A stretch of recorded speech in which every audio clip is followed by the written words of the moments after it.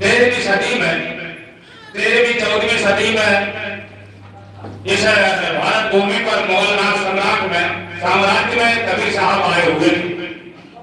और वो कैसे आए हुए थे? जननी जनाना मां जना सो दास कबीर। वो स्वयं परमात्मा हम और आपको उस आत्म परमात्मा का भेद बताने के लिए ऐसे समय में आए थे जिस समय के मुगल राज हमारे देश में था। उसके बावजूद भी उन्होंने आपके कल्याण का मार्ग हमारे आपके बीच में रखा। और जब वो शरीर छोड़कर गए तो 60,000 शिष्य उनके पास थे उस समय पर।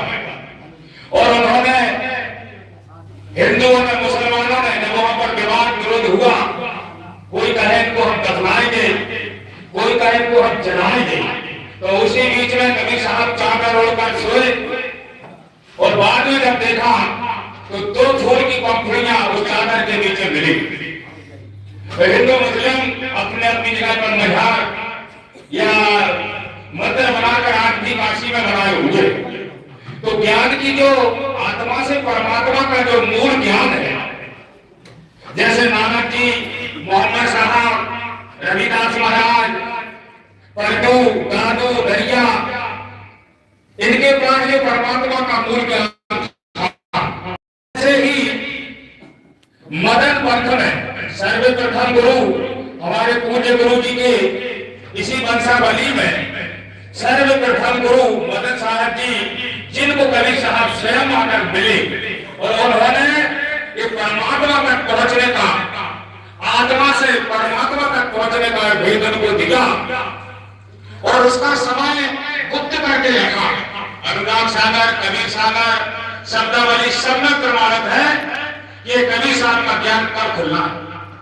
जैसे हमारे यहाँ का खाने पीने का, चाहे हिंदू हो, चाहे मुसलमान हो, चाहे सिख हो, चाहे ईसाई हो, खाने पीने का तरीका एक ही है, मुंह से खाएंगे। यानी संतान प्राप्ति का एक ही तरीका है, यानी जो एक तरीका, वैसे ही एक परमात्मा का ज्ञान है। सारे धर्मों का एक ही ज्ञान है, आत्मा से परमात्मा। उसको पाने की जिसके पास विधि हो, यही कबीर साहब का मूल ज्ञान है। इसी कड़ी में हमारे बीच में पूज्य महाराज जी हम और आपको इस मूल ज्ञान से अवगत कराएंगे। क्रमांश है पूज्य महाराज जी। साहेब गंदगी सतनाम।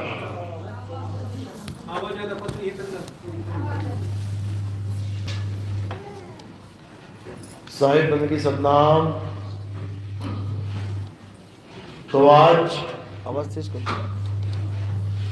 परमात्मा की अपार कृपा से, बंदी छोड़ की अपार कृपा से आज सागर में ये मूल ज्ञान का प्रचार होने जा रहा है।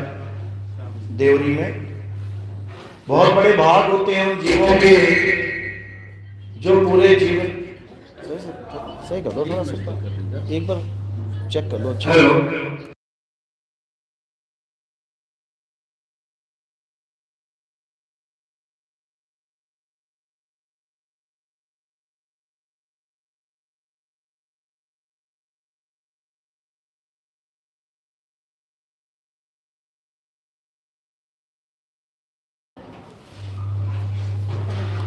तो बहुत बड़े भाग होते हैं उन जीवों के जो अपने पूरे जीवन काल में एक बार भी इस मूल ज्ञान को सुन पाते हैं। और उससे भी बड़े भाग होते हैं उन जीवों के जो इस मूल ज्ञान को थोड़ा सा भी समझ पाते हैं। क्योंकि सुनना आसान है, आए बैठे घंटा 2 घंटा सुन के चले गए, लेकिन इसको समझना बहुत मुश्किल है। ये केवल उसकी समझ में आता है जिस पर परमपिता परमात्मा की मोहर लगी होती है, जिस पर बंदी छोड़ की दया होती है, जिस पर परमात्मा की मेहर होती है, केवल वही इस मूल ज्ञान को समझ पाता है। अन्यथा किसी भी जीव में इतना सामर्थ्य नहीं है कि वो इस ज्ञान को समझ पाए। पूजा पाठ करना, हवन यज्ञ करना, मंदिर मस्जिद गुरुद्वारे चर्च जाना, या कोई नदियों में नहाना, तालाबों में स्नान कर लेना, ये सबकी समझ में आ जाएगा। आप देखोगे छोटे से छोटे मंदिर में हजारों की भीड़ लग जाएगी, ये बातें सबकी समझ में आ जाएगी कि जाके एक पत्थर को भगवान मान के पूजो, उसको भोग लगाओ, उसको नहलाओ धुलाओ, ये सब समझ में आ जाएगा। लेकिन जो मूल ज्ञान है ये 100 बार भी सुन लोगे तब भी समझ में नहीं आएगा। ये ऐसा ज्ञान है, इसीलिए धर्मदास जी को 100 बार सुनाया कबीर साहब ने ये मूल ज्ञान, लेकिन धर्मदास इसको समझ ही नहीं पाए, तो हार के एक कहानी का रूप देना पड़ा, एक कथा का पसारा करना पड़ा, और धर्मदास को ये कथा अच्छे से समझ में आ गई, जिसके लिए कबीर साहब ने बोला कि धर्मदास ये सृष्टि काल भगवान और माया ने बनाई है, उन्होंने ही ब्रह्मा विष्णु और महेश जी की उत्पत्ति करी है, और उसी के द्वारा इस सृष्टि को बनाते हैं, इसका पालन करते हैं और इसका संहार करते हैं। ब्रह्मा जी को सृष्टि बनाने का हुक्म है, विष्णु जी को सृष्टि पालन करने का हुक्म है, और शंकर जी को सृष्टि के संहार करने का हुक्म है। लेकिन ये हुक्म देता कौन है ये कोई नहीं जान पाता। अगर आप श्रीमद् देवी भागवत महापुराण पढ़ोगे तब उसमें हुक्म देने वाले का जिक्र किया गया है।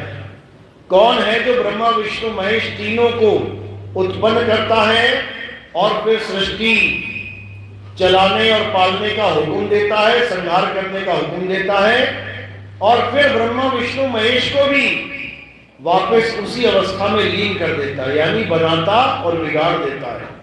कौन है वो? सबको पता है उसका नाम, लेकिन उसको कोई जानता नहीं है। कौन है वो? उसका नाम है अलख निरंजन। किस किस ने सुना है नाम अलख निरंजन? हाथ खड़ा करो जरा। सभी ने सुना होगा A to Z, लेकिन कोई पूछ ले कि अलख निरंजन है कौन, तो भाई साहब जवाब नहीं आएगा। कोई कहेगा ये भोले शंकर का नाम है, कोई कहेगा ये गोरखनाथ मंत्र जपते थे, कोई कहेगा रावण भी कहता था अलख निरंजन अलख निरंजन। ये किसी को समझ में नहीं आने वाला। संतों की भाषा में इसी अलख निरंजन को काल निरंजन कहते हैं। इस तीन लोक का मालिक कौन है? ये अलख निरंजन ही है। ब्रह्मा विष्णु महेश जी की उत्पत्ति यही करता है और उनका संहार भी यही कर देता है। उसके बाद फिर इनको दोबारा पैदा करके पूरी सृष्टि बना के उसका नाश करके फिर इनको उसी में लीन कर देता है। यानी ये अलख निरंजन पता नहीं कितनी बार सृष्टि बना चुका है, कितनी बार बिगाड़ चुका है, इसका कोई अंत नहीं। बाबा जय गुरुदेव में इसका नाम जपा जाता है, निरंजन ओंकार निरंकार सोहम सतनाम। तो जो पहला नाम निरंजन है वो इसी का नाम है, यही है वो अलख निरंजन। इसी को राधा स्वामी पंथ में ज्योत निरंजन कहते हैं। उनका प्रथम दीक्षा क्या है? ज्योत निरंजन ओंकार निरंकार सोहम सतनाम। केवल एक शब्द का फर्क है, यहां पे केवल निरंजन बोला जाता है, वहां पे ज्योत निरंजन। ज्योत निरंजन का मतलब क्या है समझ लो। निरंजन तो हो गया अलग निरंजन, और ज्योत कौन है? ये ज्योता वाली माता, यानी उसकी अर्धांगिनी, इसी को ज्योत निरंजन कहा जाता है। और इन दोनों का स्वरूप एक ही है, एक ज्योति का स्वरूप है इनका। ज्योता वाली माता भी एक ज्योत स्वरूप में प्रकट है और अलख निरंजन भी ज्योति स्वरूप में प्रकट है। वो कहां प्रकट है? तुम्हारी दोनों आंखों के बीच में, जहां पर पंडित जी तिलक लगाते हैं, लाल लाल तिलक लगाते हैं माथे पे। पूछो क्यों लगाते हैं तिलक? औरतें बिंदी लगाती हैं, क्यों लगाती हैं बिंदी? ये कोई फैशन नहीं है कि बिंदी लगा के बहुत सुंदर लग रही हो, ये तिलक लगा के बहुत सुंदर लग रहे हो। ये पुराने ऋषि मुनियों का एक विधि थी कि अगर तुम्हारे माथे पे चंदन लगा दे, टीका लगा दें, तो तुम कोई भी काम करो लेकिन तुम्हारा ध्यान कहाँ रहेगा? माथे पे। अगर तुम्हारे माथे पे बिंदी लगा दी जाए तो तुम कोई भी काम करो, ध्यान कहाँ रहेगा? माथे पे। यानी आज्ञा चक्र पे ध्यान को स्थिर करने के लिए ये तिलक और बिंदी लगाए जाते थे। लेकिन वहां पर विराजमान कौन है? परमात्मा नहीं है। वहां कौन विराजमान है? ज्योति स्वरूपी अलख निरंजन। कबीर साहब कर नैनो दीदार महल में प्यारा है, इसमें समझा रहे हैं। क्या कह रहे हैं? कह रहे हैं दोनों आंखों के बीच में जो ज्योत प्रकट है वो परमात्मा नहीं, वो तुम्हारा मन है।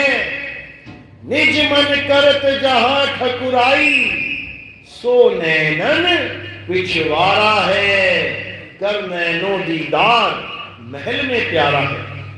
यानी ये मन ही बैठा है तुम्हारी आंखों के पीछे। इसी को देख देख के बड़े बड़े जपी तपी सन्यासी अपना जन्म बर्बाद करके चले गए। तो क्या करना है? साहिब समझा रहे हैं, कह रहे हैं ज्योति स्वरूपी अलग निरंजन, ये धरता ध्यान हमारा, ये परमात्मा नहीं है, ये भी किसी का ध्यान धर रहा है और तुम इसको परमात्मा मान के बैठ गए हो। तो अब क्या करना है? अब इसके जाल से निकलने की तैयारी करनी है। ये सूरज चांद सितारे धरती आकाश पाताल ये सब किसने बनाए हैं? इसी अलख निरंजन ने बनाए हैं। पांचवी पातशाही की वाणी आती है, आदि निरंजन प्रभु निरंकारा, सब मां भक्ते आप न्यारा। कहते सब में विराजमान है लेकिन सबसे न्यारा है, किसी को दिखाई नहीं देता। 184 जून सबाई और मानस को प्रभु दी बढ़ियाई। इसने 184 जूने बना रखी हैं लेकिन इंसान को प्रभु ने बढ़ियाई दे दी है। बढ़ियाई यानी इंसान को बाकी जूनों से अलग कर दिया। कैसे? पैदा भी वैसे होता है जैसे बाकी पैदा हो रहे हैं, खाता भी वैसा ही है जैसे बाकी खा रहे हैं, शादी ब्याह भी वैसे कर रहा है जैसे बाकी कर रहे हैं, सारे काम वैसे कर रहा है जैसे बाकी जानवर कर रहे हैं। तो अलग कैसे किया इसको? केवल बुद्धि विवेक के द्वारा। एक आदमी में और एक जानवर में क्या फर्क है? बाकी कोई फर्क नहीं है, बस शरीर आदमी जैसा है, उसका जानवर जैसा है, लेकिन सारे काम एक जैसे ही हैं। फर्क कहां है? फर्क है बुद्धि विवेक में। जानवर कभी नहीं समझ सकता वो आत्मा है। जानवर को तुम लाख समझा लो, कुत्ते को कहो तू कुत्ता नहीं तू आत्मा है, तू बिल्ली नहीं तू आत्मा है, तू चूहा नहीं तू आत्मा है, तू शेर नहीं तू आत्मा है, समझ जाएगा क्या? कभी नहीं समझेगा। लेकिन तुम इंसान को कहो भाई तू शरीर नहीं तू आत्मा है, शरीर तो नाशवान है, आत्मा अविनाशी है, देखो कैसे समझता है, देखो कैसे समझता है, कैसे संतों के पीछे पीछे भागता है। अपने आप को आत्मा सिद्ध करने के लिए, आत्मा का अनुभव प्राप्त करने के लिए सुन तो लिया कि मैं एक आत्मा हूं, लेकिन क्या सुनने से आत्मा हो जाओगे? सुन तो लिया मैं अमर हूं, लेकिन सुनने से क्या डर खत्म हो जाएगा मरने का?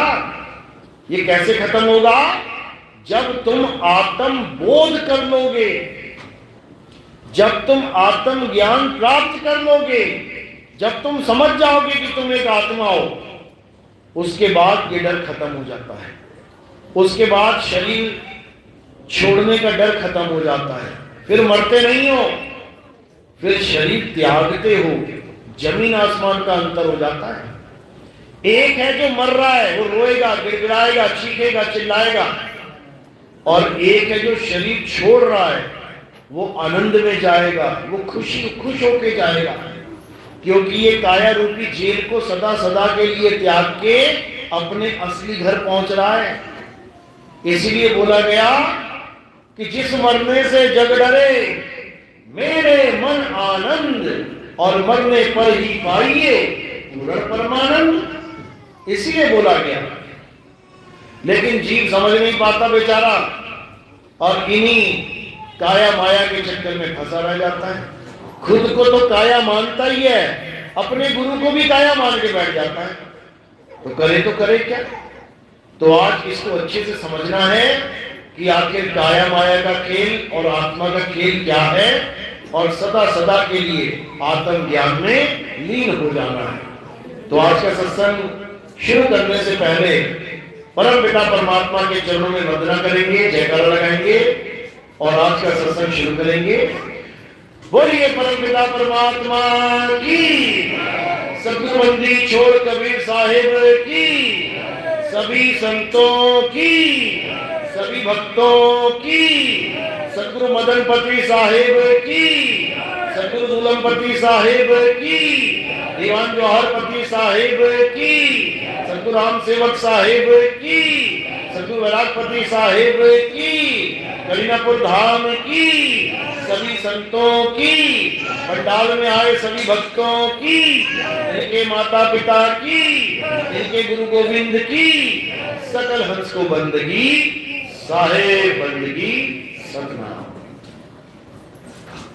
तो परमात्मा हम जीवों को चेताने के लिए बार बार इस संसार में नौतम सूरत की लीला करते हैं। नौतम सूरत, जैसे हमारे पास भी सूरत है, सबके पास अपनी अपनी सूरत है, ऐसे ही परमात्मा की एक ज्ञानी सूरत जिसको नौतम सूरत कहते हैं, वो इस संसार में आती है और सबको ज्ञान देकर यहां से मुक्ति का रास्ता बताती है। जब तक नौतम सूरत आके ज्ञान ना दे दे, तब तक किसी जीव को ज्ञान नहीं हो सकता। उसी नौतम सूरत को संतों की भाषा में कबीर साहब कहते हैं। कबीर साहब, हर संत आपको कबीर साहब की महिमा गाता दिखाई देगा। ऐसा कोई संत नहीं जो कबीर साहब की महिमा नहीं गाता हो, चाहे वो दादू जी हैं, चाहे वो पलटू जी हैं, चाहे वो रविदास जी हैं, चाहे वो नानक साहब हैं, चाहे मीराबाई हैं, चाहे सहजोबाई हैं, चाहे मुक्ताबाई हैं, चाहे ज्ञानेश्वर जी महाराज हैं, चाहे संत नामदेव, चाहे तुकाराम हैं, कोई भी हो, बिना कबीर साहब के उनका ज्ञान संपन्न नहीं होता। जैसे बिना नमक के कोई भी सब्जी हो, महंगी से महंगी ले आओ तुम 5,000 रुपए किलो, उसकी सब्जी बना दो और उसमें एक चुटकी नमक नहीं डाला ना, तो वो स्वाद नहीं देगी, वो बर्बाद ही लगेगी, क्या बना दिया यार। एक चुटकी नमक से स्वाद ही बदल जाएगा। इसी प्रकार जो कबीर साहब का ज्ञान है, नाना प्रकार के पंथ चलते हैं संसार में, यहां तक कि अंग्रेजों के भी पंथों में मैंने देखा, उनके ग्रंथों में भी कबीर साहब का जिक्र है, कबीर साहब की वाणियों का जिक्र है। वेदों को पढ़ने वाले, मंदिरों में पत्थर पूजने वाले, वो भी कबीर साहब की महिमा गाते हैं, उनकी वाणियों को सत्य बताते हैं। जबकि कबीर साहब खुद घोर विरोधी थे मंदिर मस्जिद गुरुद्वारे के, फिर भी मंदिरों में मस्जिदों में कबीर साहब के दोहे आपको लेके दिखाई मिल जाएंगे। ये महिमा है बंदी छोड़ की। तो उस मालिक को जब नौतम सूरत की लीला करनी पड़ती है, तब समझो कि इस संसार में ज्ञान आता है, अन्यथा ज्ञान नहीं आ सकता। क्योंकि सारे जीव माँ के गर्भ से आते हैं और माँ के गर्भ में माया इतनी प्रबल है कि जैसे ही गर्भ से जीव बाहर निकलता है, वो उसे गर्भ का जो कष्ट है, पीड़ा है, वो भुला देती है। हर जीव गर्भ में परमात्मा से अरदास करता है कि मुझे यहां से निकालो, मैं इस गर्मी में नहीं रह सकता। जैसे भट्टी में घड़े को पकाया जाता है, इसी प्रकार इस मां के गर्भ रूपी भट्टी में इस जीव के अंगों को पकाया जाता है। इसके हाथ, पैर, गाल, बाल, खाल मां के गर्भ में कैसे बनता है? गर्मी के कारण। जैसे दूध में जाग लगा देते हैं और गर्मी में रख देते हैं, तो वो दूध से दही बन जाता है। किसके कारण? गर्मी के कारण। अगर गर्मी ना हो, फ्रिज में रख दो, बन जाएगा घी, बन जाएगा दही? नहीं बनेगा। तो गर्म जगह रखना पड़ता है। इसी प्रकार जब जीव गर्भ योनि में उल्टा लटका होता है और अंदर जठर अग्नि में उसको सेका जा रहा होता है, तब मालिक से अरदास करता है कि मुझे निकालो, मैं कहाँ फंस गया, वापस इस दुनिया में नहीं आता, मैं तेरी भक्ति करूंगा, तेरा नाम लूंगा, तुझे याद करूंगा, माया में नहीं फंसूंगा। इसीलिए कबीर साहब ने वाणी में बोला, गर्भवास में भक्ति कबूला और बाहर आके उसको भूल जाता है। वो कौन भूल जाता है? बच्चा मुट्ठी बंद करके आता है, यानी वादा करके आता है कि तेरी भक्ति करूंगा, और बाहर जाके भूल जाता है। अब उसी भूली हुई भक्ति को जो हम भूल चुके हैं, याद दिलाने के लिए बंदी छोड़ाते हैं। कबीर साहब यहाँ पे कोई दोहे लिखने नहीं आते कि दोहे लिख के चले गए। वो कोई कवि नहीं है जो कविताएं लिखने आए थे यहाँ पे, या वो कोई समाज सुधारक नहीं है जो समाज सुधार करने आए थे यहाँ पे। वो हमें सत भक्ति करवाने आए थे, सत भक्ति। अब सत भक्ति जब हम बोलते हैं तो इसका मतलब असत भक्ति भी है।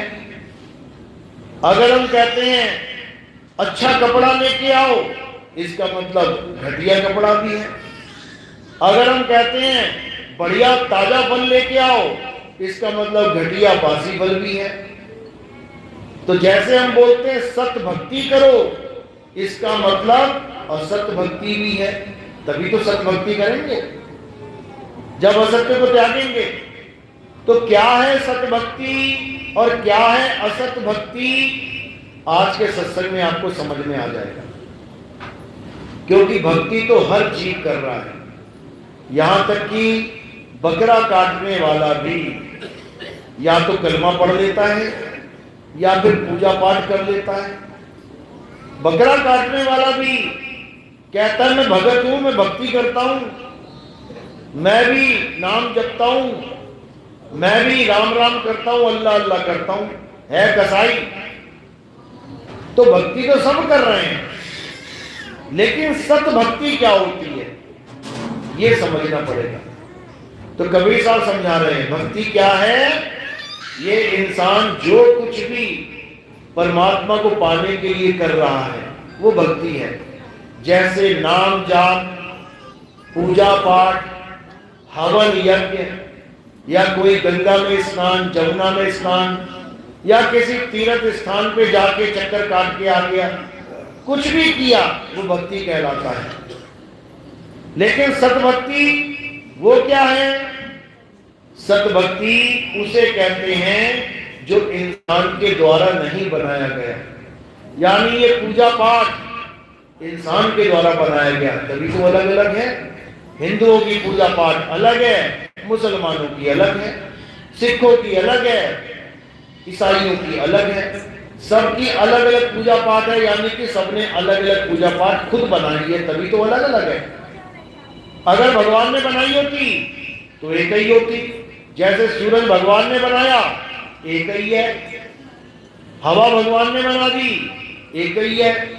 अग्नि भगवान ने बना दी तो एक ही है। धरती भगवान ने बना दी तो एक ही है। सब रहते हैं उसके ऊपर। ये कोई नहीं कह सकता ये हिंदुओं की है, मुसलमानों की, सिख की, ईसाई की, सभी रहते हैं। लेकिन जब भक्ति में आओगे तो देख के पता लग जाएगा तुम्हें, ये हिंदुओं का, ये मुसलमान का, ये सिख का, ये ईसाई का। मंदिर देखोगे तो हिंदुओं का ठप्पा लगा दोगे, मस्जिद देखोगे तो मुसलमानों का ठप्पा लगा दोगे, गुरुद्वारा देखोगे सिखों का ठप्पा लगा दोगे, चर्च देखोगे ईसाइयों का ठप्पा लगा दोगे। क्योंकि ये इंसानों ने बनाई है, इसलिए अलग अलग है। इंसानों की बनाई हुई भक्ति सत भक्ति नहीं है, वो असत भक्ति है। और जो परमात्मा ने अपने आप से निर्धारित की है वो सत भक्ति है। उसमें किसी मंत्र, जंत्र, तंत्र, पूजा पाठ, हवन यज्ञ, मंदिर, मस्जिद, गुरुद्वारे की जरूरत ही नहीं पड़ती। वो भक्ति आत्मा की भक्ति है, और आत्मा सबके पास है। ऐसा तो नहीं कह सकते कि मंदिर में आत्मा है या मस्जिद में आत्मा है या गुरुद्वारे या चर्च में। आत्मा तो सबके पास है। इसीलिए कबीर साहब कह रहे हैं, वो को कहां ढूंढे रे बंदे, मैं तो तेरे पास में। मैं तेरे बिल्कुल पास हूं, लेकिन तुझे उसका एहसास नहीं है, इसलिए बहुत दूर हो गया हूं। समझा रहे हैं, साहिब का घर दूर है जैसे पेड़ खजूर। दूर तो बोला, लेकिन क्या बोल दिया साथ में, जैसे पेड़ खजूर। और ज्ञानी जन के पास में अज्ञानी से दूर। यानी तुमने एक खजूर का पेड़ अपने घर में लगा लिया, आंगन में लगा है, बिल्कुल पास है, लेकिन जब वो ऊपर की तरफ गया तो पता लगा 100 फुट ऊपर चला गया। अब है तुम्हारे आंगन में बिल्कुल पास, लेकिन उसका फल बहुत दूर है। अब क्या किया जाए? अब चिड़िया आती है, पके पके खजूर उठा के लेके चली जाती है, और वो बंदा नीचे खड़ा देखता रह जाता है उसके घर में ही सब वस्तु, लेकिन फिर भी दूर है। तो कहते हैं अज्ञानी से दूर, ज्ञानी जन के पास में। यानी जिसको ज्ञान हो जाए, कौन सा ज्ञान? खजूर पे चढ़ने का ज्ञान। खजूर पे आम आदमी नहीं चढ़ सकता, उस पे चढ़ने का तरीका होता है, रस्सी बांध के चढ़ते हैं, उस पे कमर में रस्सी लगा के। तो जिसको ये ज्ञान हो गया कि कैसे ऊपर चढ़ना है, वो तो हो गया ज्ञानी। और जिसको ये ज्ञान नहीं है कि कैसे ऊपर चढ़ना है, वो रह गया अज्ञानी। तो कहते हैं ज्ञानी जन के पास में और अज्ञानी से दूर। जिसको चढ़ना आ गया वो चढ़ के खजूर ले लेगा अपने, और जिसको नहीं आया वो सारी उम्र पानी डालता रहे, खजूर कोई और ही उठा के लेके जा रहा है। बस इसी प्रकार वो परमात्मा हमारे आंगन में ही है, हमारे घट में ही है, लेकिन उसको पाने की विधि नहीं पता है। बस दिक्कत इतनी है, आत्मा सबके पास है, एक भी ऐसा नहीं जिसके पास आत्मा नहीं है। आत्मा का नाम सुना सबने? आत्मा, अपनी अपनी आत्मा लेके आए हो साथ में, घर तो नहीं छूट गई किसी की, पक्का लेके आए हो? एक बार चेक कर लो, हाथ लगा के चेक करो जरा। कैसे पता करोगे आत्मा है कि नहीं? कैसे पता करोगे? इस बोर्ड में करंट है कि नहीं कैसे पता करोगे? टेस्टर लगा के, टेस्टर लगाओगे, बल्ब जल जाएगा। बल्ब जल गया तो इसका मतलब करंट है, नहीं जला तो नहीं है। तुम कैसे चेक करोगे कि आत्मा है कि नहीं? अरे तुम बैठे हो, तुम देख रहे हो, तुम बोल रहे हो, तुम हिल रहे हो, इसका मतलब आत्मा है। और कोई बेहाल पड़ा है, निढाल पड़ा है, प्राण है नहीं उसके, दिल की धड़कन रुकी हुई है, सांसें रुकी हुई हैं, तो उसमें आत्मा नहीं है। सिंपल। पंखा चल रहा है तो करंट है, पंखा नहीं चल रहा तो करंट नहीं है। इतनी सी बात है। अब क्या करना है? अब तुम चल रहे हो, खा रहे हो, पी रहे हो, इसके मतलब तुम्हारे पास तुम्हारी आत्मा है। अब उस आत्मा का ज्ञान लेना है। बस गुरु से उस आत्मा का ज्ञान प्राप्त करना है, जिसकी वजह से तुम ये सारे नाम, अक्षर, भाषाएं बोल रहे हो। एक हिंदू कहता है जय श्री राम, किसकी वजह से बोल पाया? आत्मा की वजह से। अभी आत्मा शरीर को छोड़ दे, उसको बोलो बोल जय श्री राम, बोल देगा क्या? मुंह भी है, गला भी है, शरीर भी है पूरा, लेकिन बोल नहीं सकता। अब एक कह रहा अल्लाहु अकबर, किसकी वजह से बोल पाया? आत्मा की वजह से। आत्मा ने शरीर को छोड़ दिया, अब उसको बोल के दिखाओ कि बोल अल्लाहु अकबर, बोल के दिखाए, नहीं बोल सकता। इसी प्रकार सारे नाम, सारे जयकारे, सारे भगवानों के मंत्र, तंत्र, जंत्र, पूजा पाठ, हवन, यज्ञ, वेद, पुराण, गीता, भागवत, ये बोलने वाला कौन है? किसकी वजह से ये बोला जा रहा है? आत्मा की वजह से। बस इसी को समझना है। तो जब तक आत्मा का ज्ञान नहीं हुआ, जब तक आत्म तत्व के बारे में समझ में नहीं आया, तब तक किसी को ज्ञान होने वाला नहीं है, किसी को भी मुक्ति मिलने वाली नहीं है। अगर तुम बूढ़े हो गए, मरने वाली तुम्हारी हालत हो गई, और तुम्हें नहीं पता कि आत्मा क्या होती है, कैसी होती है, तो याद रखो, भले तुमने कितने मंत्र जंतर पूजा पाठ हवन यज्ञ किया हो, तुमने कितने कितने तुमने अश्वमेघ यज्ञ कर डाले हो, तुमने कितने कितने मंत्रों को सिद्ध कर चुके हो, तुम्हारा कल्याण नहीं होने वाला। तुम्हारा हाल बिल्कुल उसकी तरह हो जाएगा जो जड़ भरत नाम का एक ऋषि था। सारी उम्र मंत्र जपता रहा, सारी उम्र पूजा पाठ करता रहा, सारी उम्र हर धार्मिक गतिविधि को करता रहा, लेकिन जब अंत समय आया तो क्या करने लगा, उसके आश्रम में जो एक हिरण का बच्चा आ गया था, उससे मोह पड़ गया था, उसको याद करने लगा। अब जैसे ही उसको याद किया तो उसको क्या करना पड़ गया, उसको हिरण की योनि में जाना पड़ गया। हेलो, उसको हिरण की योनि में जाना पड़ गया, यानी उसकी पूजा पाठ हवन यज्ञ सब धरे का धरा रह गया, हर चीज धरे की धरी रह गई, सारा कुछ व्यर्थ हो गया और वो 84 में चला गया। हिरण का बच्चा बनके शेरों के आगे भागता फिर रहा है, कोई बचाने वाला नहीं है, कोई संभालने वाला नहीं है, करे तो करे क्या।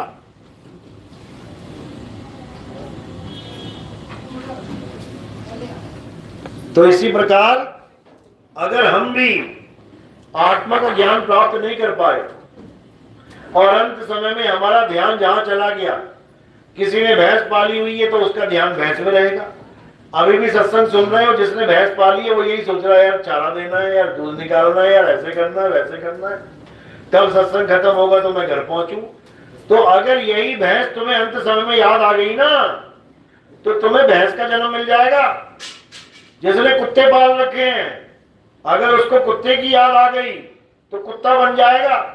जिसने मुर्गियां मार रखी हैं, मुर्गियां खा रखी हैं, अगर उसका अंत समय मुर्गी ध्यान में आ गई तो वो मुर्गी का जन्म ले लेगा। यानी जहां आशा तहां वासा, जहां तुम्हारी आस होगी वहीं तुम्हारा वास होगा। इसीलिए कबीर साहब पहले ही दिन से समझा रहे हैं कि क्या करना है, अपनी आत्मा को जान लो, अपनी आत्मा को जान लो।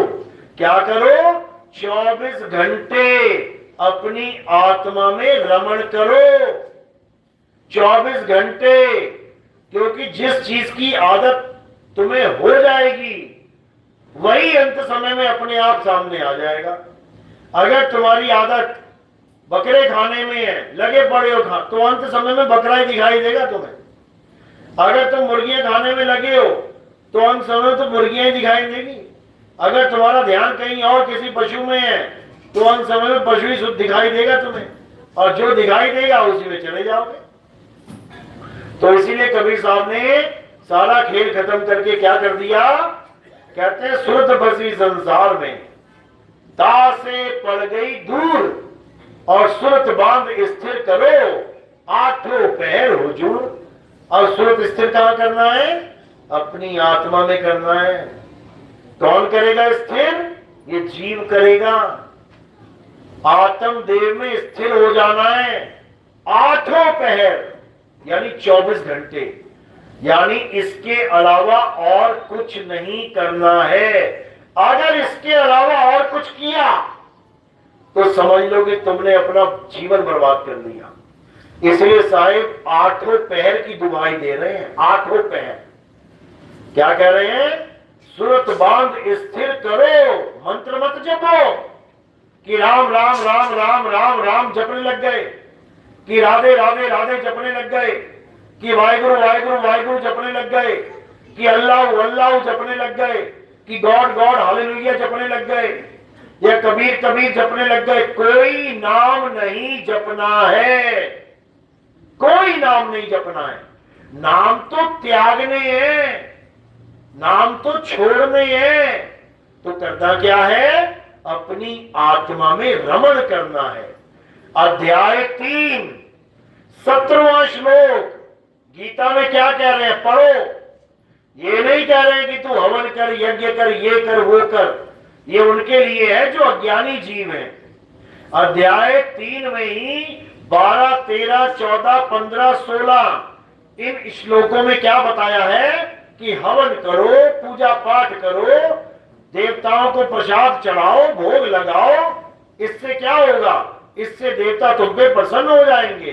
ये बोला गया है 16वें श्लोक तक। लेकिन अगले ही श्लोक में बात एकदम पलट जाती है। कैसे?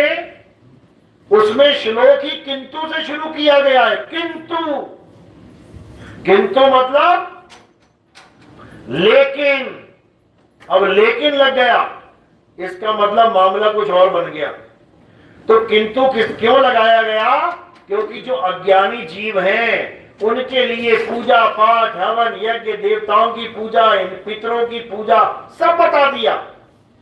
किंतु जो ज्ञानी जीव हैं उनके लिए क्या आदेश है? हे अर्जुन, जो अपनी आत्मा में रमण करते हैं, जो अपनी आत्मा में तृप्त हैं, जो अपनी आत्मा में संतुष्ट हैं, उनके लिए कोई धार्मिक कर्म कर्तव्य लागू ही नहीं होता।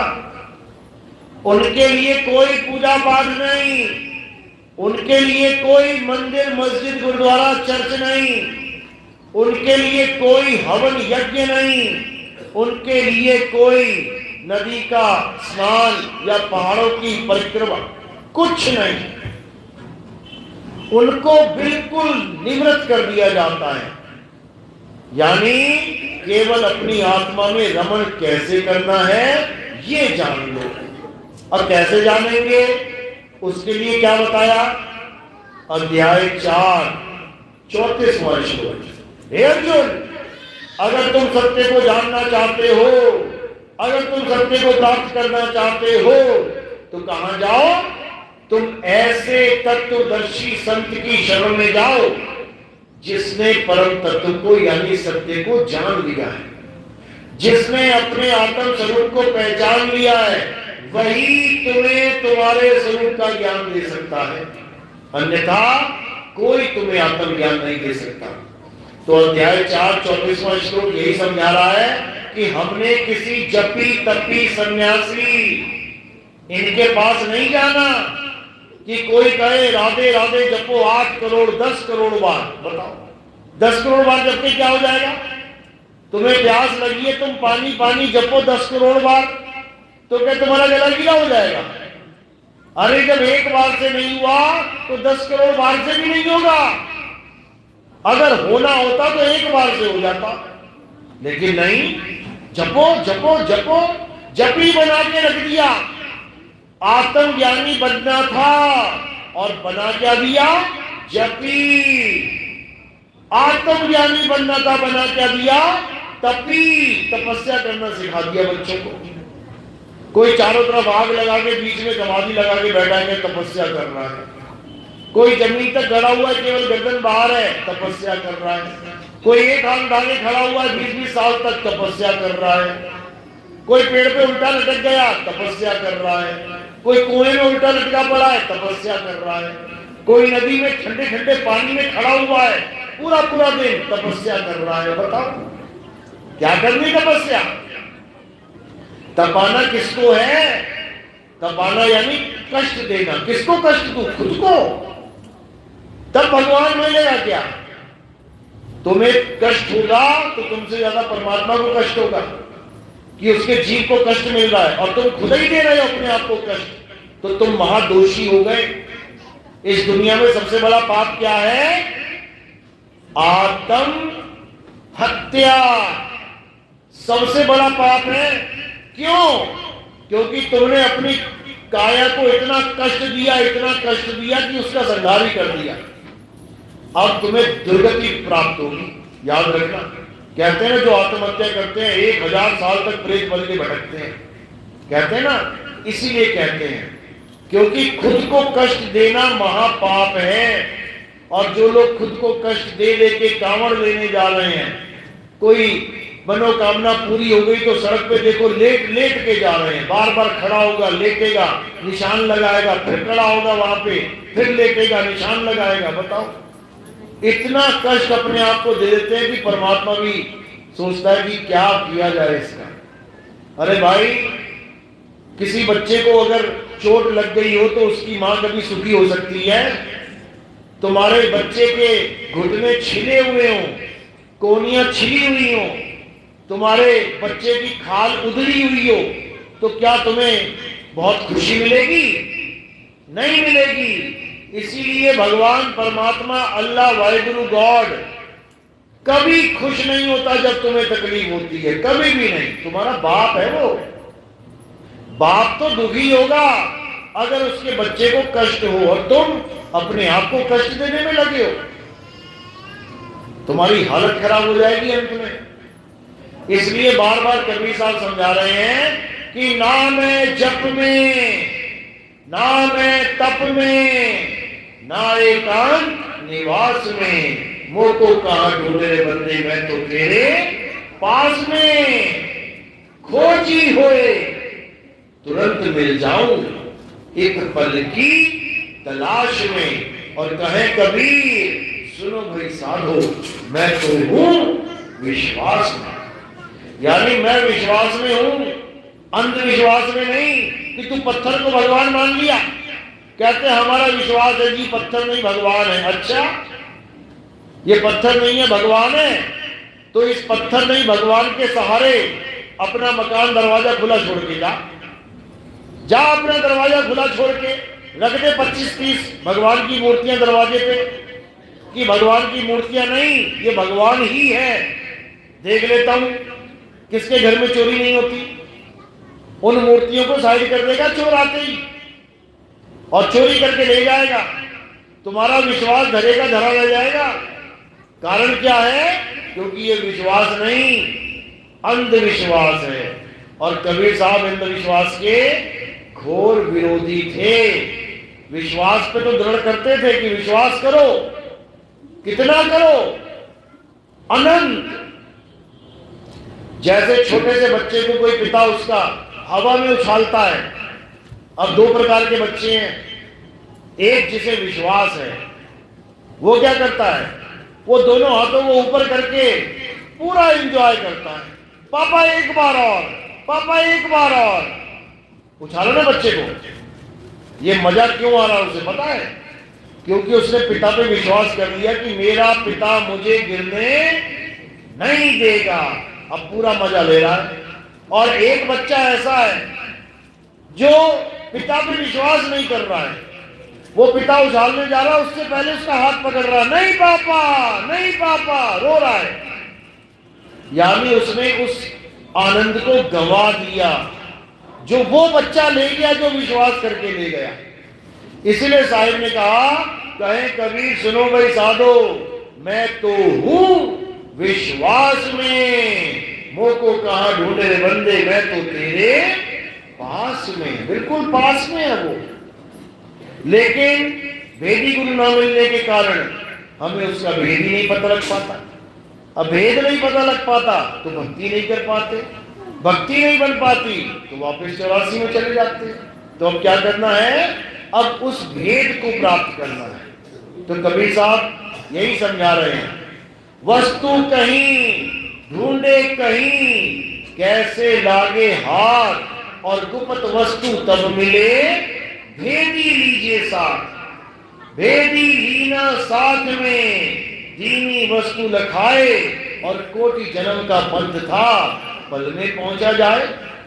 यानी करोड़ों जन्म बीत जाते तुम्हारे वहां तक पहुंचने में, तब भी ना पहुंच पाते, लेकिन गुरु की दया से पल में पहुंचा जाए।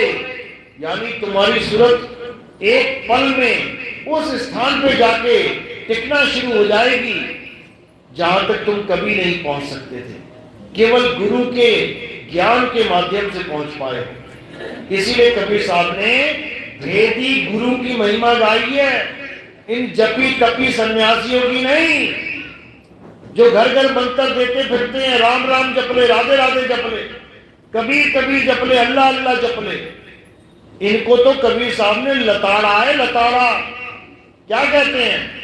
अरे गुरुआ तो घर घर फिरे, कौड़ी केर 50, और अपने रूप की खबर नहीं, शिष्य करने की आस।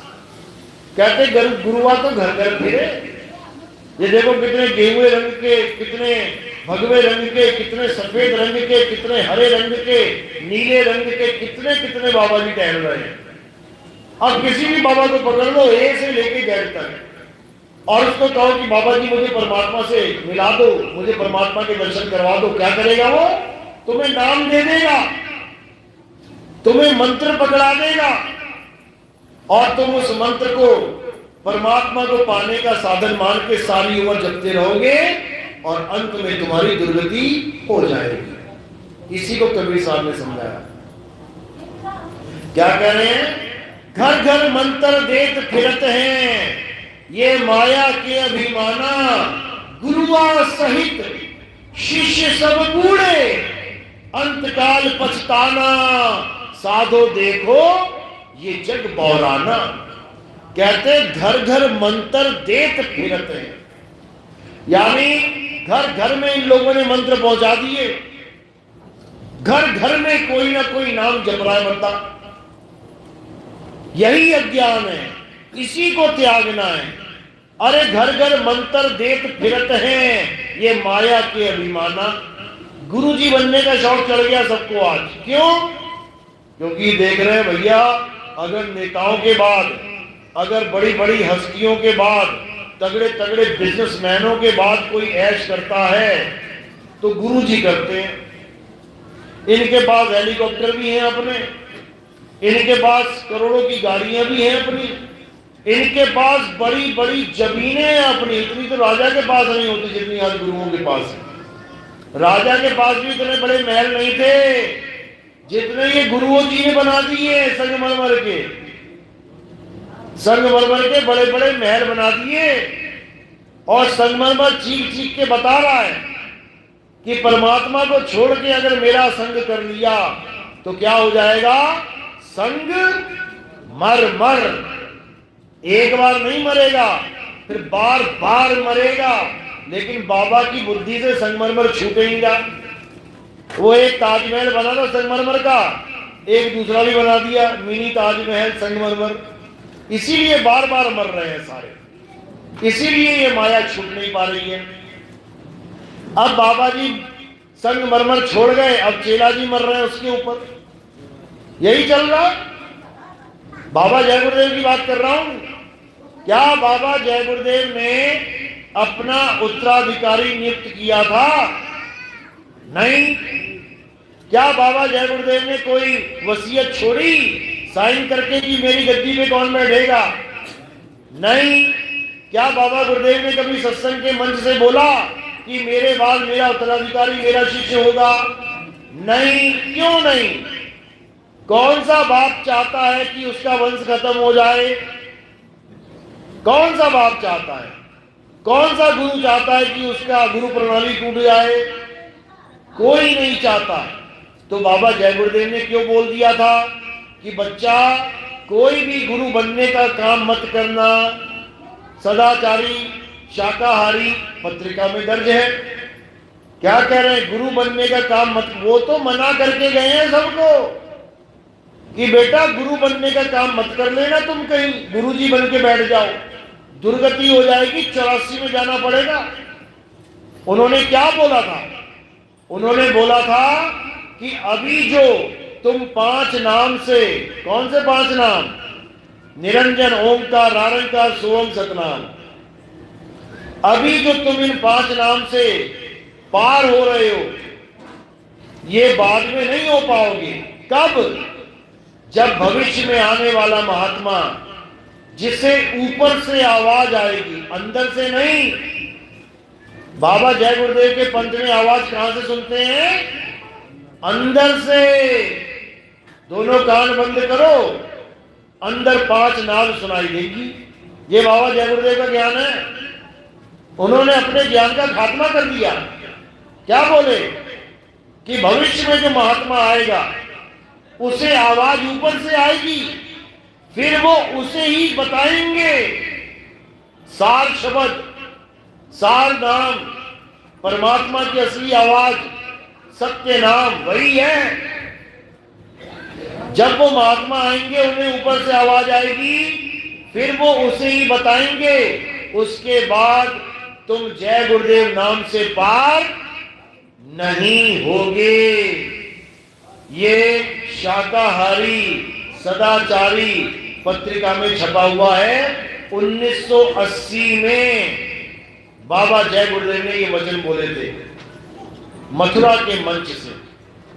तो ये किसी के समझ में नहीं आई बात कि वो कौन होगा, वो ऊपर से आवाज कैसे आएगी। हमें तो कान बंद करके अंदर से आवाज सुनने को बोल रखा है, ऊपर से कहां से आएगी, आसमान से आएगी क्या? ये सब दर्ज है वाणी में।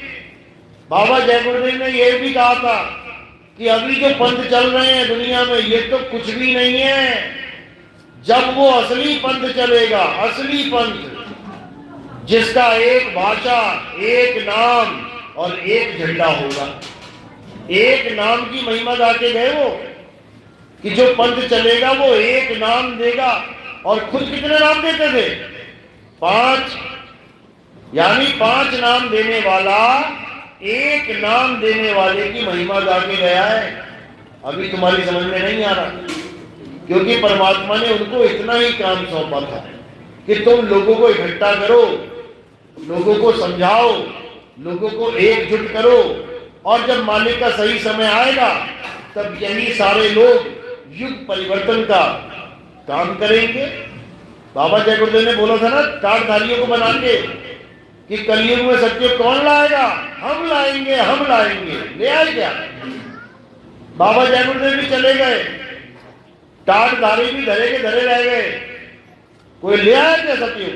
ऐसे नहीं आता सतयुग। सतयुग लाने का एक तरीका है, सतयुग लाने का एक जरिया है। जब उस तरीके को अपने जीवन में अमल पे लाओगे तुम खुद सतयुग में आ जाओगे। सतयुग का मतलब क्या है? जब सत्य का सिमरन चालू हो जाए, जब असत्य नाम छूट जाए और सत्य नाम उजागर हो जाए, सत्य नाम का बोध हो जाए, सत्य नाम का भेद समझ में आ जाए, तो समझ लो कि अब कलयुग में सतयुग आ गया है। तो एक एक करके ये मालिक के जीव कलयुग में सतयुग लेके आएंगे और धीरे धीरे धीरे ऐसा माहौल हो जाएगा, फिर कोई किसी का बैरी नहीं होगा। लोग प्रेम करेंगे एक दूसरे से, कोई किसी को देख के जलेगा नहीं, भूलेगा नहीं, कोई किसी को देख के नफरत नहीं करेगा। सब मालिक के जीव, सब परमात्मा के बच्चे, हम सब एक हो जाएंगे। इसकी महिमा गाई बाबा जय गुरुदेव ने, लेकिन लोग समझ नहीं पाए। लोगों ने सोचा कि यही पंथ है, बाबा जय गुरुदेव का ही पंथ है जिसकी बात कर रहे हैं। अरे वो आने वाला महात्मा बता रहे हैं। क्या कोई मंच में बैठा हुआ आदमी अपने लिए बोल के ये कहेगा कि आने वाले महात्मा? वो तो खुद ही बैठा हुआ है।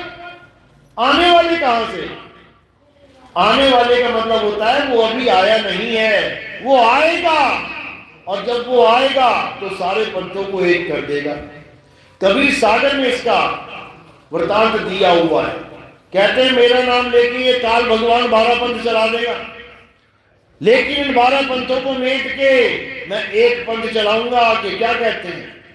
12 पंथ काल फुरमाना, भूले जीव न जाए ठिकाना, 13वें पंथ हम ही चले आए, सब पंथ मेट के एक पंथ चलाए। ये एक पंथ और कोई नहीं है भाई, यही है कलयुग में सतयुग। यही है जो कलयुग में सतयुग लाएगा। इसको अच्छे से समझ लो। तो अब वो समय आ गया है जिसका सबने इंतजार किया है। अब वो समय आ गया है जब इस कलयुग में, घनघोर कलयुग में सत्य का उजागर होगा, सबके पास सत्य होगा, घर घर होगा बोध विचारा। साहिब ने समझा रखा है कि बच्चा बच्चा जागेगा, घर घर में बोध विचार हो जाएगा। सब सत्य और असत्य का निर्णय कर पाएंगे, असत्य को छोड़ के सत्य धारण कर पाएंगे। और सत्य क्या है? हे अर्जुन, ये आत्मा ही सत्य है।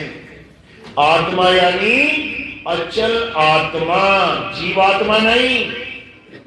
लोग कंफ्यूज हो जाते हैं बार बार। नितिन दास तो आत्मा आत्मा करते रहते हैं, ये परमात्मा तो कहते ही नहीं।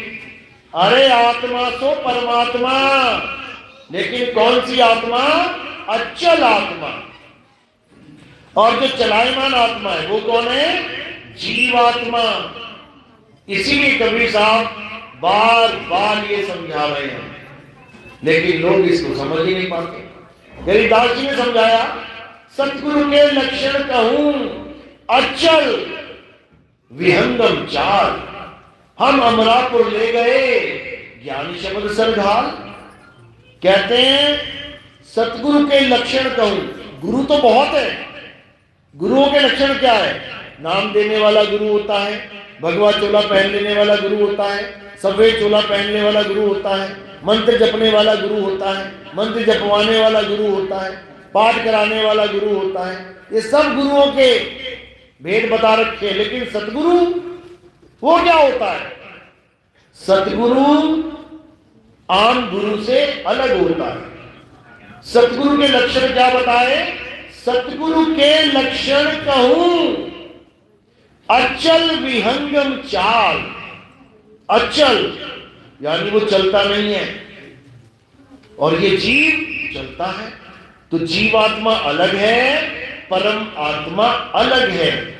तो कह रहे सतगुरु के लक्षण कहूं अचल विहंगम चाल, हम अमरापुर ले गए ज्ञान शब्द सिरघाट। कहते हैं ऐसा गुरु मिल गया मुझे जिसने मुझे अचल विहंगम चाल दे दी। अचल का मतलब सदा सदा स्थिर रहने वाला, जो कभी चले ही ना। अध्याय 2 24वां श्लोक पढ़ो क्या लिखा है। हे अर्जुन, ये आत्मा अछेद्य है, अशोष्य है, अदाह है। यानी इस आत्मा में कोई छेद नहीं कर सकता, इसको कोई जला नहीं सकता, इसको कोई भिगो नहीं सकता। ये आत्मा अचल है, यानी चलती नहीं है कभी। ये आत्मा अचल है, ये आत्मा सदा स्थिर रहने वाला है, ये आत्मा पुरातन है, ये आत्मा सत्य सनातन है। बिल्कुल साफ लिखा। अब इन गीता पढ़ने वालों से बस एक सवाल पूछ लो कि यहां पे जो अचल लिखा है इसका मतलब क्या है? अचल का मतलब क्या होता है? अचल यानी जो चलता ना हो। राम जी चलते नहीं थे क्या? कृष्ण जी चलते नहीं थे क्या? सुदामा चलता नहीं था क्या? विष्णु जी चल नहीं रहे क्या? शंकर जी चलते नहीं क्या? ये सारे संत चलते नहीं क्या? सब चलते हैं। तो अचल कौन है? अचल परमात्मा है। उसी अचल आत्मा को परमात्मा कहते हैं। इसीलिए बोला जाता है आत्मा सो परमात्मा। लेकिन ये बात सबके समझ में नहीं आती, इसलिए बेचारे कंफ्यूज हो जाते हैं। तो अब क्या करना है? अब उस अचल आत्मा को जानना है, और जब हम अचल को जान जाएंगे तो हम भी अचल हो जाएंगे। हम दोनों में कोई फर्क नहीं रहेगा। इसी को बोला है ईश्वर अंश जीव अविनाशी, यानी अविनाशी तो है लेकिन जीव बना बैठा है। अब क्या होगा? अब भी हो जाएगा। कैसे? सतगुरु की बंदगी से। तो गरीदास जी महाराज कहते हैं कोटि तो ब्रह्मा भये और कोटि भय ईश, साहिब तेरी बंदगी से ये जीव हुए जगदीश। बिल्कुल 2 लाइनों में खेल खत्म। यानी ये जीव बनने वाला खेल ही खत्म। ना रहेंगे जीव और ना आने पड़ेगा 84। बिल्कुल सिंपल। तो इसी को कबीर साहब बार बार समझा रहे हैं कि अब जीव नहीं रहना है, जीव बंधन में है, अब पी हो जाना है। तो कह रहे बहु बंधन में बांध दिया एक बेचारा जीव, और केवल छूटे आपने जो न छुड़ाए पीर। यानी जीव और पीर बस 2 ही चीजें हैं। जीव से पीर हो जाना ही मुक्ति है। यानी समुद्र और नदी बस 2 ही चीजें हैं। नदी धरती का सहारा ले लेके घूम रही है। जिस दिन समुद्र में गिर गई उस दिन उसे कोई पहचान भी नहीं पाएगा थी भी कि नहीं थी। पानी पानी में मिल जाएगा पानी में पानी मिला, मिला पौन में, तो से पूछू पंडिता इनमें मरा कौन। यानी जीव पीर में समा जाएगा, ये काया मिट्टी में समा जाएगी, क्योंकि ये मिट्टी माँ का गर्भ है, गर्भ से ही तो बच्चे पैदा होते हैं। अभी बीज बोओगे तो मिट्टी में अंकुरित होकर पेड़ निकल आएगा। तो कहां पे बीज डाला जाता है, कहां से निकलता है, कहां से पैदावार होती है? गर्भ से। हमारे तुम्हारे बच्चे कहां से आ रहे हैं? गर्भ से। तो गर्भ से ही पैदावार होती है। गर्भ में बीज डालते हैं, बीज अंकुरित होता है, अंकुरित होकर पेड़ बन जाता है। इसी प्रकार धरती भी एक गर्भ है, मां का गर्भ है, इसको धरती मां का गर्भ कहते हैं। एक हिरण्य गर्भ है, वो सबसे बड़ा गर्भ है। सत्संग में बताएंगे कभी खोल के इसको भी। तो इस गर्भ से निकले, इस गर्भ में समा गए। माटी में माटी मिला, मिला पौन में पौन। मैं तो से पूछूं पंडिता इनमें मरा कौन। जीव अमर है, परमात्मा अमर है, दोनों मर नहीं सकते। तो मरा कौन? किसकी मौत हो गई? इस काया की मौत हो गई, शरीर की मौत हो गई। परमात्मा की या जीवात्मा की मौत नहीं होती कभी। कौन मरता है? शरीर मरता है। तुम्हारा दादा, तुम्हारा परदादा, तुम्हारी मां, तुम्हारा पिता, तुम्हें लगता है कि मर गए, लेकिन संतों की नजरों में मौत नाम की कोई चीज है ही नहीं। अगर इस दुनिया का सबसे बड़ा कोई झूठ है तो क्या है? कि मौत सच है। यही सबसे बड़ा झूठ है। मौत कुछ है ही नहीं तुम्हारे लिए। क्यों? क्योंकि तुम अमर हो। ईश्वर अंश जीव अविनाशी, जीव अमर है, अविनाशी है। अविनाशी को कौन सी मौत का डर हो गया भाई? अविनाशी को मौत का डर नहीं होता। तो ये डर किस बात का डाल दिया गया हमारे दिमाग में? अविनाशी को नाशवान चीज के नाश होने का डर है। अविनाशी आत्मा इस नाशवान शरीर के नाश होने से डर रही है। बताओ, तो ये डर कब खत्म होगा? जब हम अपने स्वरूप को जान लेंगे, जब हम अपने सत्य स्वरूप को जान लेंगे, तब क्या हो जाएगा? अरे हम ना मरिब, मरिब संसारा, हमको मिला जियावन हारा। यानी जीव को पीर मिल गया, मौत का डर खत्म हो गया। अब ये डर किसमें बदल गया? आनंद में। कबीर साहब समझा रहे हैं, जिस मरने से जग डरे मेरे मन आनंद, और मरने पर ही पाइए पूर्ण परमानंद। मरता मरता जग हुआ और मरता जाने न कोई, ऐसी मरनी जो मरे बहुत न मरना होए। यानी कबीर साहब यहां क्या सिखाने आए थे कि मरना कैसे होता है। अगर तुम्हें ये पता लग गया कि मरना कैसे है तो मौत का भय खत्म। अगर तुम्हें पता लग गया तैरना कैसे है तो डूबने का भय खत्म। समझ लो। तो अब क्या करना है? अब अपने परम पिता परमात्मा के चरणों में ध्यान लगा के सदा सदा के लिए ध्यानस्थ हो जाना है। यानी उसके ध्यान में ही रहना है और उसके ध्यान में ही शरीर को त्याग देना है। तो तुम्हारा कल्याण 100% होगा। तो अंत समय में किसी को कुत्ता, किसी को बिल्ली, किसी को भैंस, किसी को गाय, किसी को तोता पाल लेते लोग। ये याद ना आए इसके लिए क्या करना पड़ेगा? 24 घंटे अपनी आत्मा में रमण करना पड़ेगा। और कोई फॉर्मूला नहीं है इससे बचने का, भूल जाओ।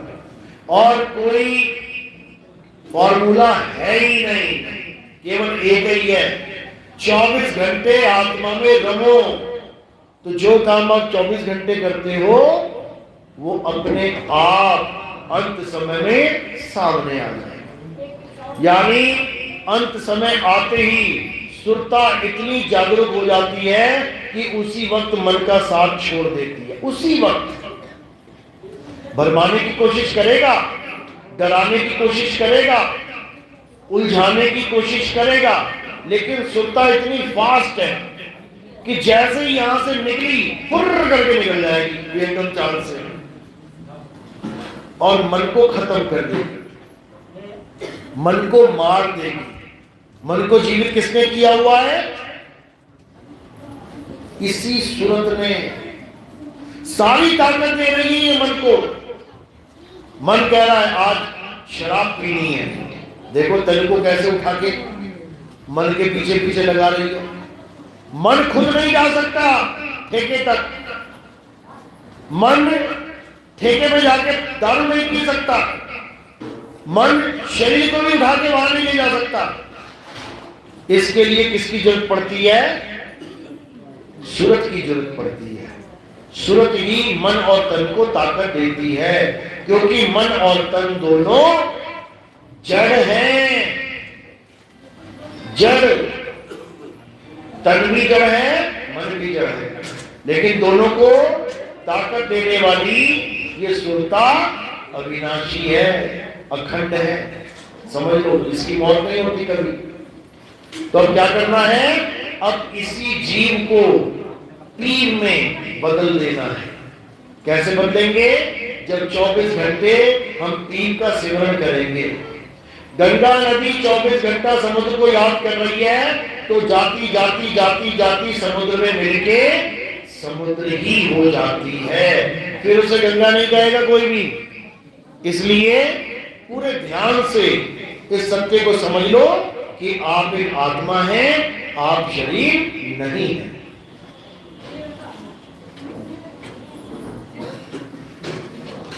यही ज्ञान समझाते समझाते कृष्ण जी ने पूरी गीता बोल डाली, लेकिन कोई नहीं समझ पाया। कृष्ण जी समझाते रहे कि हे अर्जुन, तू शरीर नहीं, तू आत्मा है। हे मनुष्य, तू शरीर नहीं, तू आत्मा है। वो हमें समझाते रहे कि हम शरीर नहीं, हम आत्मा हैं, और हमने कृष्ण जी को ही शरीर बना दिया। हमने कृष्ण जी को ही शरीर बना दिया कि कृष्ण जी कौन है? 2 हाथ, 2 पैर, आंख, नाक, कान, गाल, बाल, खाल। बिल्कुल नहीं, गलती से भी नहीं।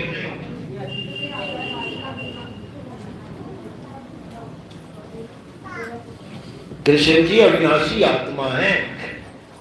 अध्याय 4 पढ़ो, बिल्कुल साफ लिखा है। अध्याय 5 में भी लिखा है कि हे अर्जुन, मैं अजन्मा हूं, अजन्मा, मेरा कभी जन्म नहीं होता। लेकिन तेरे और मेरे कई जन्म भी हो चुके हैं। दोनों बातें लिखी हैं। अब कई लोग क्या कहते हैं कि देखो झूठ बोल रहे हैं कृष्ण जी, ये काल घुस गया कृष्ण जी के अंदर, ये झूठ बोल रहा है। एक तरफ कह रहा है तेरे मेरे कई जन्म हो गए, और उसके बाद कह रहा है कि मैं अजन्मा हूं। झूठा है ये, झूठा ये नहीं है, झूठे तुम हो, मूर्ख तुम हो जो समझ नहीं पा रहे।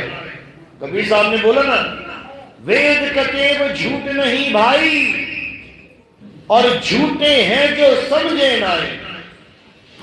जो समझ नहीं पाया कृष्ण जी की बात को कि मैं अजन्मा हूं, तो कैसे अजन्मा हूं?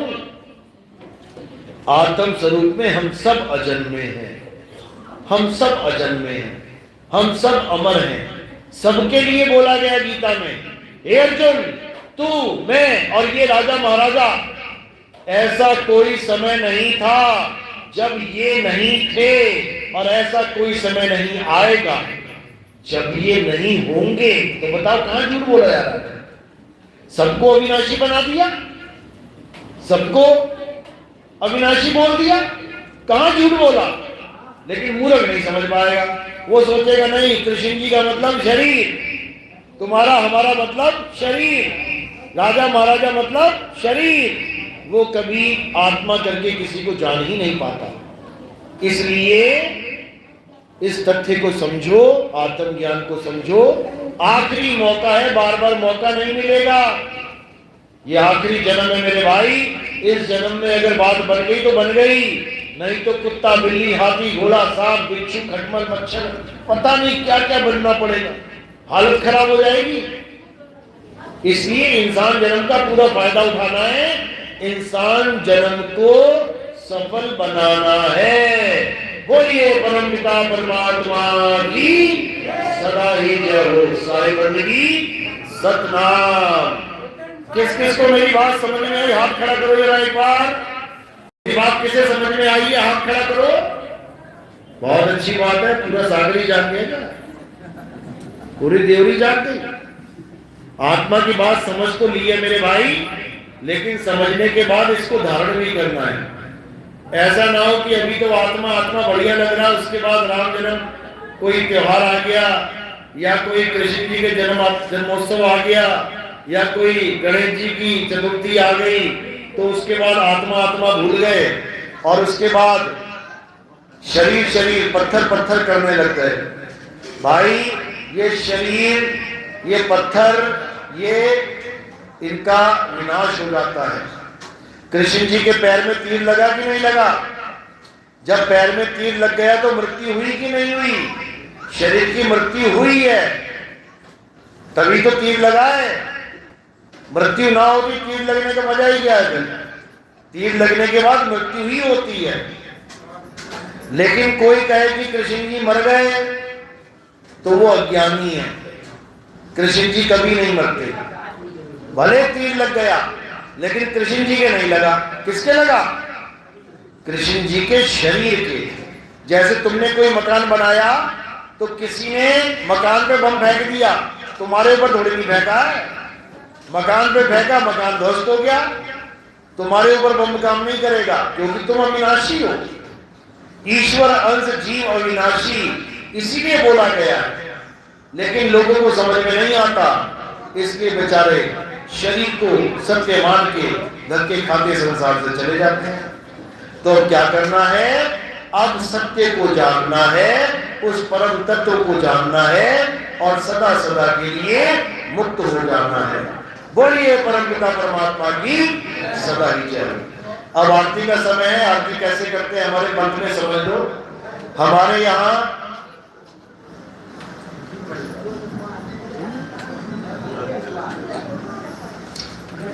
सवाल जवाब कर लेंगे आगे, प्रश्न उत्तरी 3 बजे तक। हाँ कोई बात नहीं, आरती कर लेते हैं, उसके बाद सवाल जवाब शुरू कर देंगे, ठीक है? थोड़ा गैप मिल जाएगा। तो अब क्या करना है?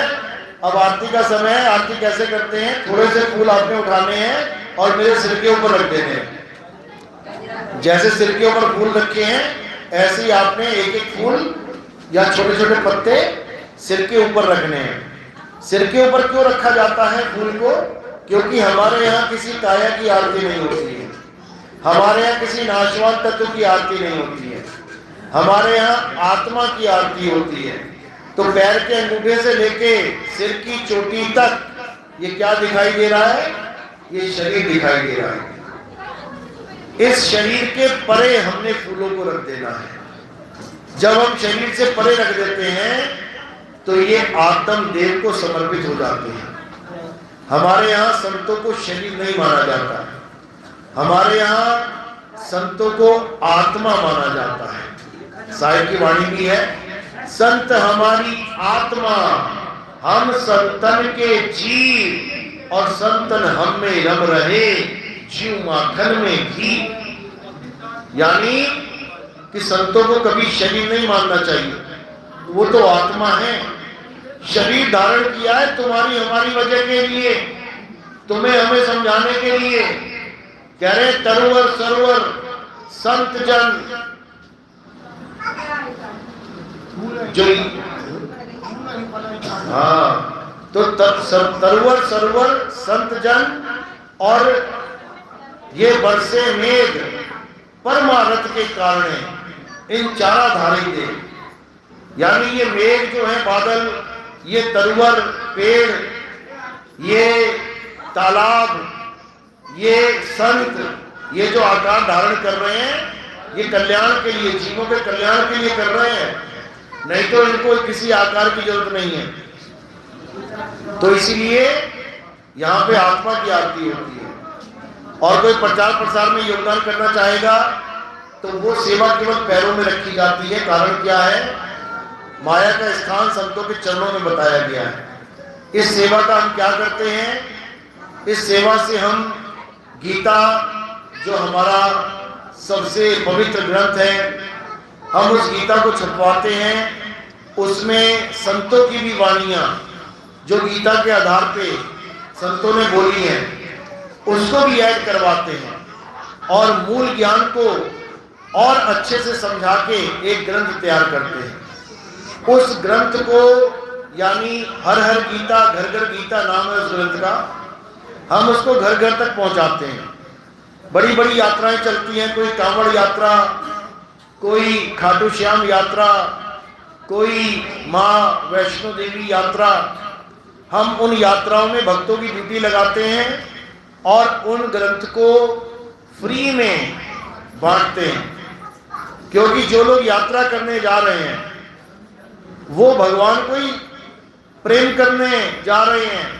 वो ये सोचते हैं कि जिस यात्रा में हम जा रहे हैं वहां मंदिर में भगवान बैठा है, जबकि भगवान कहाँ है, परमात्मा कहाँ है? तुम्हारी आत्मा में विराजमान है।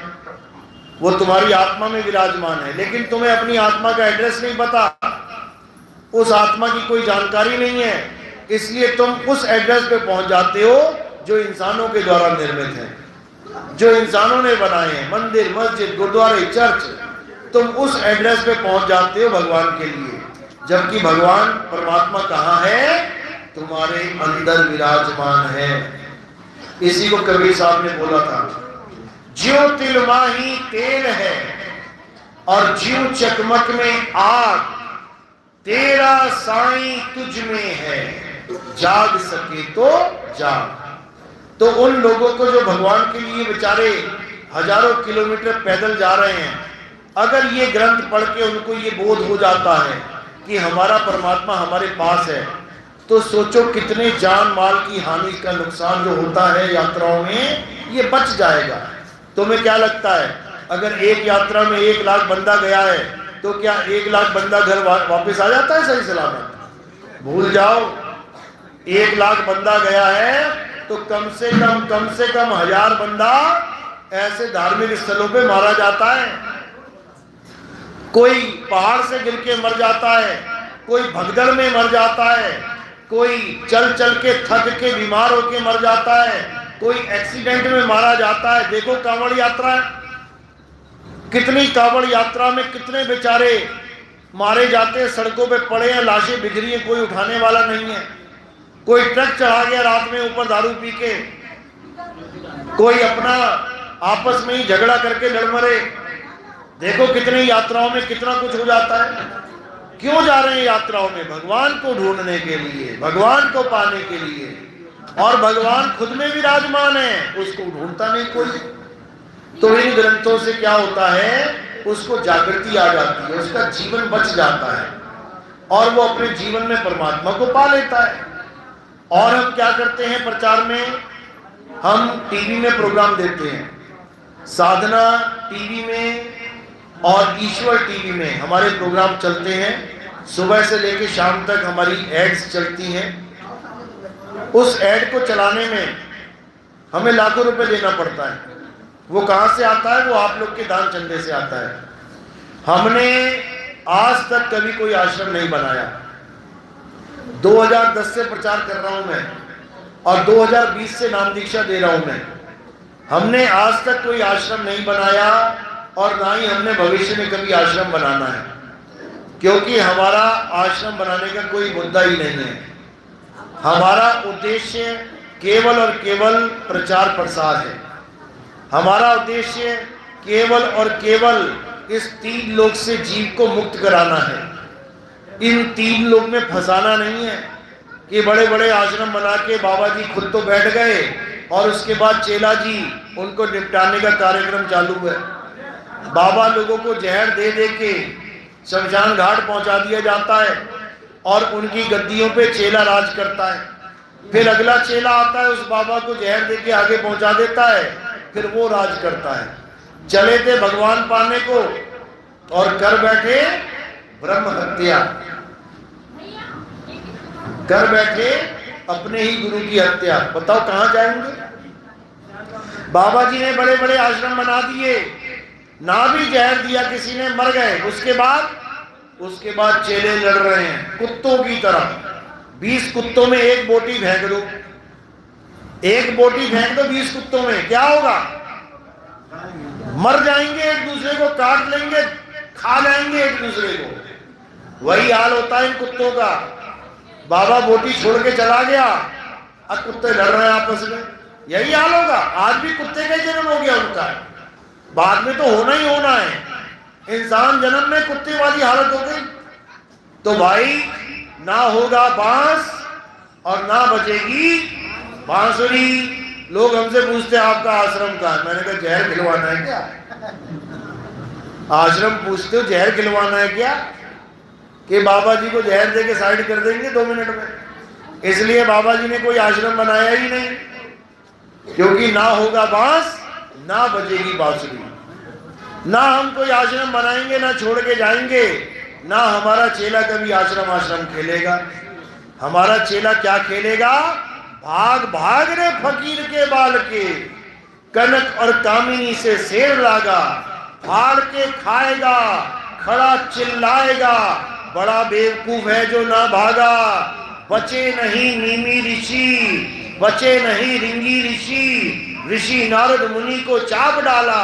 कहे कबीर बचेगा सोई, करे सत्संग दिन रैन जागा।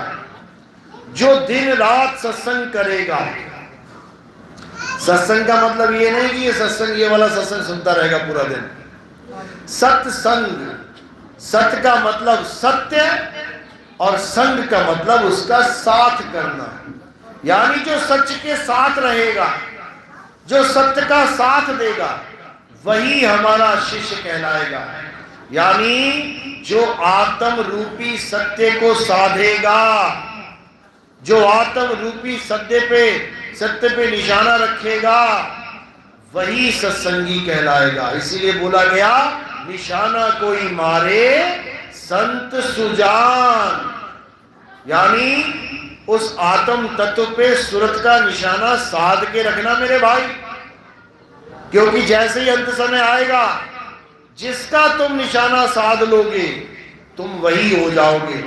काया माया का निशाना साधोगे, काया माया हो जाओगे। कुत्ते बिल्ली पे निशाना साधोगे, कुत्ता बिल्ली हो जाओगे।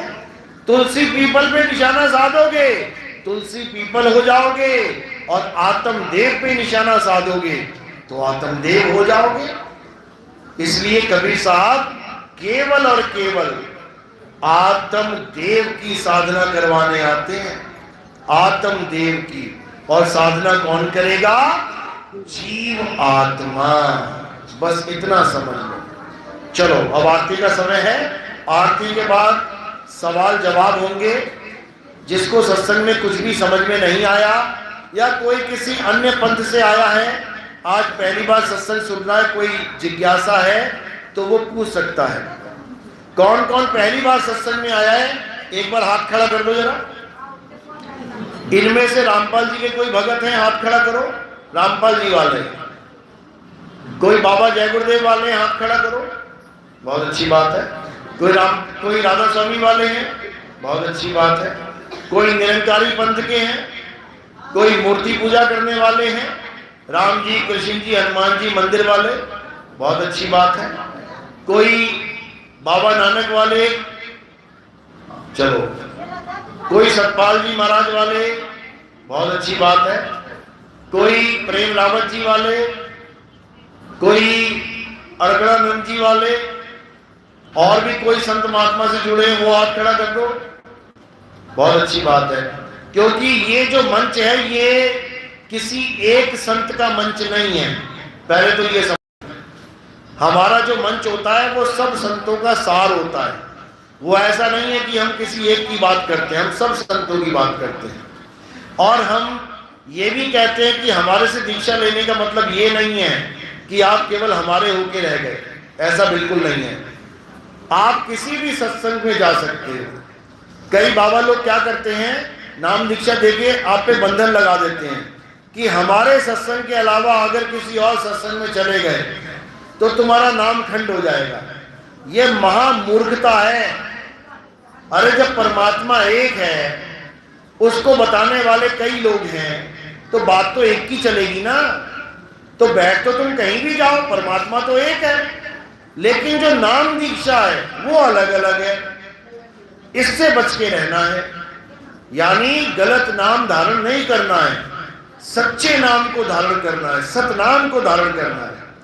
तो कबीर साहब यही समझा रहे हैं, सब काहू का लीजिए साचा शब्द निहार, और पक्षपात मत कीजिए कहें कबीर विचार। यानी कभी भी पक्षपात मत करो। किसी भी संत के पास जाते हो तो अच्छे से सत्संग सुनो, अगर लगता है कि सही बता रहा है तो उसको गुरु धारण कर लो, अगर लग रहा है कि नहीं बता रहा है उसको छोड़ के आगे बढ़ जाओ। इसमें क्या दिक्कत है भाई? लेकिन सत्संग सबका सुनो। बिना सत्संग सुने कैसे निर्णय करोगे कि जो मेरे पास नाम है वो सच्चा है या ये बाबा जी बता रहे हैं वो सच्चा है? कभी भी पक्षपात मत करो सत्संग के मामले में। सबका सत्संग सुनो, सबका। चलो, तो आरती का समय है, एक एक करके आरती में आएंगे। खड़े सब हो जाएंगे, लेकिन आरती में वही आएगा जो आरती करना चाहेगा, आगे आएगा अकेला, और एक लाइन लग जाएगी उसके पीछे, और आरती करके अपनी जगह पे वापस खड़े हो जाएंगे। उसके बाद सवाल जवाब सेशन शुरू होगा। बोलिए परमपिता परमात्मा की सदा ही जय हो। साईं बन की सतना। भाई जय जय सत्य कबीर लगा देगा।